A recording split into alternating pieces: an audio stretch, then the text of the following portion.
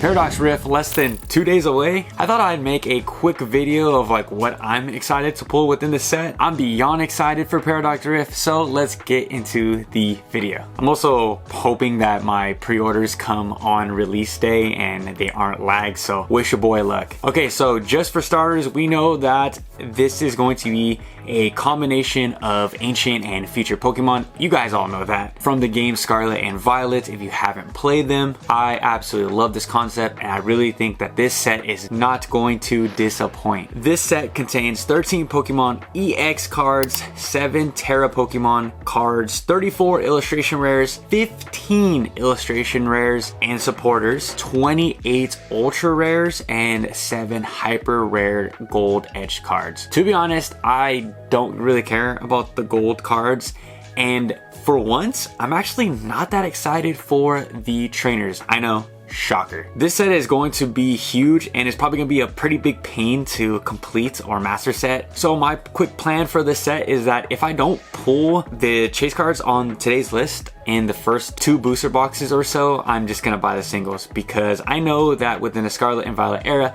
everything gets cheap and becomes very affordable pretty quick. First card we're going to be looking at today is the Parasol Lady Ultra Rare and the Special Illustration Rare. These cards may be the most expensive cards in Paradox Rift, to be completely honest, and we all kind of expected that. Which, to be honest, I don't really like. It's not that I don't like the card, I just wish that the top chase card is going to be a Pokemon, but with this set, there's going to be a lot of cards that may take that first spot for top chase, but I wouldn't be completely surprised if this card went to number 1. It's a beautiful card, I get it. I think the Special Illustration card is just beautiful and it's textured, so I know it's just gonna be even better in person. So I'm praying that it's going to change my outlook for this card. I don't really wanna throw out price predictions, but I think this card is gonna sit around the 150 to, on the low, it's gonna be like 75 bucks. We've seen it with the Iono, but the Iono was very playable and that does play a factor.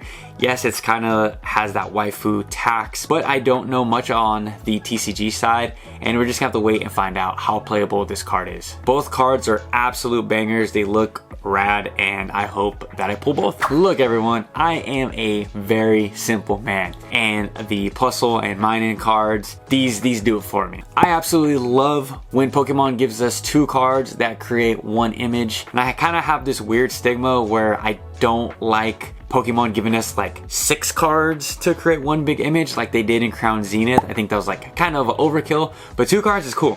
2 cards I can deal with. It gives us enough of the picture that's the card is trying to paint, and this card is just amazing. I love how this card is just in a playful style. It's got that beautiful chalkish artwork, and Puzzle Minun, they are one of my favorite Pokemon, and to have them both together in the set makes my heart very warm. These are both illustration rares, so they're going to be pretty easy to pull, but we'll see. Next card on my list is going to be a random one, but it's the Vanillish, aka the Animal Crossing card, as it's already been named by multiple threads on Reddit and Discords. And this card is just simply amazing.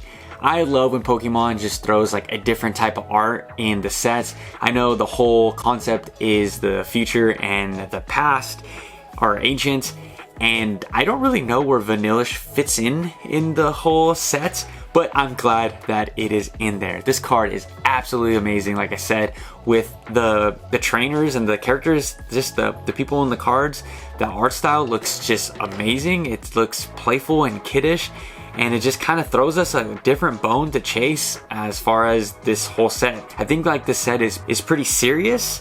The details in the cards are like very unique, and they're like realistic. And then we have this is just a total left field card, and like I said, I am very excited to chase and pull this card. It'll probably come in at around $20 eventually, so if you're really excited about this card like me and you don't pull it on your first couple tries, just patiently wait and pick this single up later on down the line. So as a early Pokemon fan, Steelix has been one of my favorite upgrades to Onix when I was a little kid, and finally Steelix gets the major shine that he deserves. I love when the Pokemon Company paints the pictures of Pokemon doing real jobs like they have a 9 to 5. This card is amazing because it shows Steelix at work, probably putting together some skyscrapers at a construction site, and it's just an absolute banger card. This is one of my major chases, and I'm glad that it's just an illustration rare, and I hope that is easy to pull. I do also have one honorable mention, and that's going to be the Mantike. The Mantike was one of the first cards that was previewed in Paradox Rift, and it's just a super happy card. Just the Mantike just passing by in Submarine, it's just a happy card. Just makes the heart warm, and again paints these Pokemon in the light as if they're real, and to make us feel like what Pokemon, how they would interact with us in real life. I love when they do this. I'm not a huge fan of just the full arts where the Pokemon is just like there and it's just behind just a solid color background. Those are cool, but in my mind, I like the realism of Pokemon in our world and interacting with humans. I just love that. If it's from a trainer to, like I said, the Steelix or the Mantike, the person in the submarine, I love this. That's my favorite type of cards to collect. And with that all being said, there won't be any full arts on today's list because I don't really think any of them look that good, and I won't be chasing them.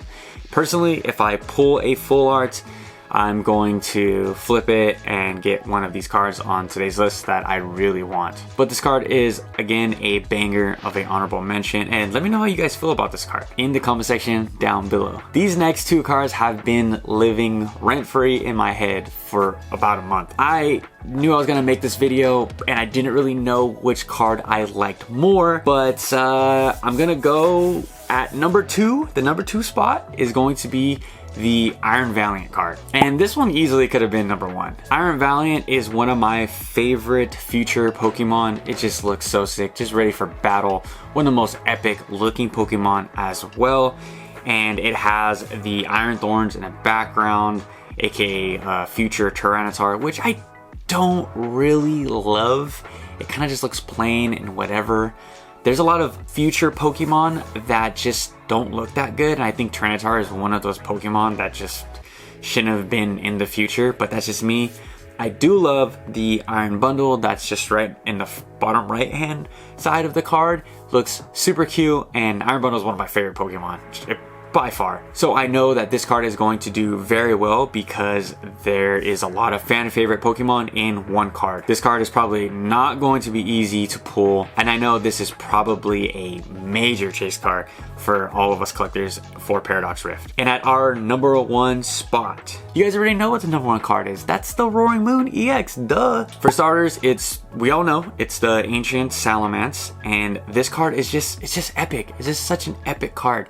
It's just one of those cards where you stare at it for long periods of time and you just see like new things about the card. This card is just a definition of action and chaos. I think even as a big chase card, I don't think this card is going to get over $100, but we'll see. The pull rates could be not that good, but I don't think any cards in the Scarlet and Violet era as of right now have that power to be over $100 cards. I simply don't see it. Maybe I could be completely wrong. Let me know in the comment section down below. But this is a beautiful card. Don't get me wrong, but is it on the same level and same hype? And is this character loved enough to hold that major price tag? I don't think so. And if I had to compare this card to a card in the Sword and Shield era, it's probably the Aerodactyl. The Aerodactyl card from Lost Origin is a beautiful card, and like I said, if you look long enough, you see a bunch of other Pokemon in the background flying over. I believe,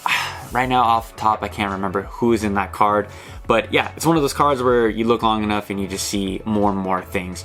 Beautiful card, and I think the Aerodactyl card right now is like sitting under $90, and that's probably where this card is going to float as well. So those are just some of the cards that I'm really excited to look forward to pulling. Let me know if you guys pre-ordered Paradox Rift. Did you guys already open some? I know some of the Walmarts have gotten Paradox Rift early, kind of crazy, but let me know anything in the comment section down below. Until next time, I'll catch you guys later, and peace.